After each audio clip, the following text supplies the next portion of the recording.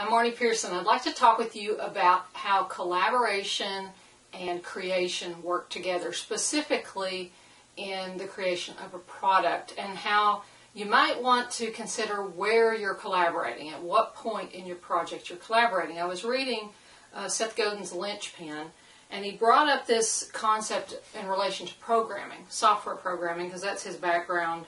And he said any project worth doing involves invention, inspiration, and at least a little bit of making stuff up. Traditionally, we start with an inkling, adding more and more detail as we approach the ship date. And the closer we get to shipping, the more thrashing occurs. Thrashing is the apparently productive brainstorming and tweaking we do for a project as it develops. Okay, so think in terms of a book, perhaps. Thrashing is all the brainstorming around the book. So thrashing might mean changing the user interface or writing an introductory paragraph. In a book, it could be, tweaking a chapter here, restructuring things. Sometimes thrashing is merely a tweak. Other times it involves major surgery. Thrashing is essential. The question is when to thrash. In the typical amateur project, all the thrashing is near the end.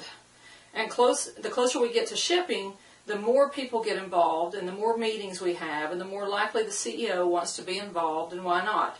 What's the point of getting involved early when you can't see what's already done and your work will probably be redone? The point of getting everyone involved early is simple.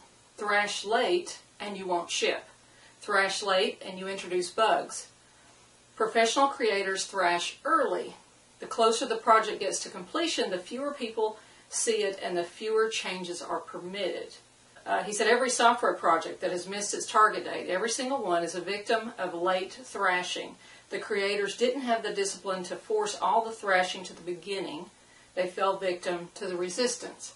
So, as you're collaborating on your book, I'm telling you to get involved and get, have a Facebook group perhaps, help you come up with ideas for your book. That's why I introduce it early in the process of the book. You get people's ideas, you get their feedback early. And the closer you get to being done with your book, you got to start cutting off the feedback, okay? Because everybody's got a different idea, and they can all take you in a different direction.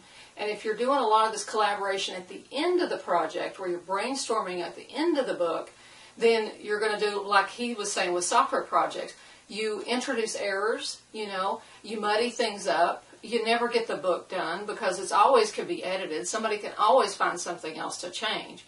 So you need to set your date that you're going to finish it and just do it. And the closer you get to the end, the less feedback you want to entertain from other people. And you've just got to, let the buck stop with you and finish the book.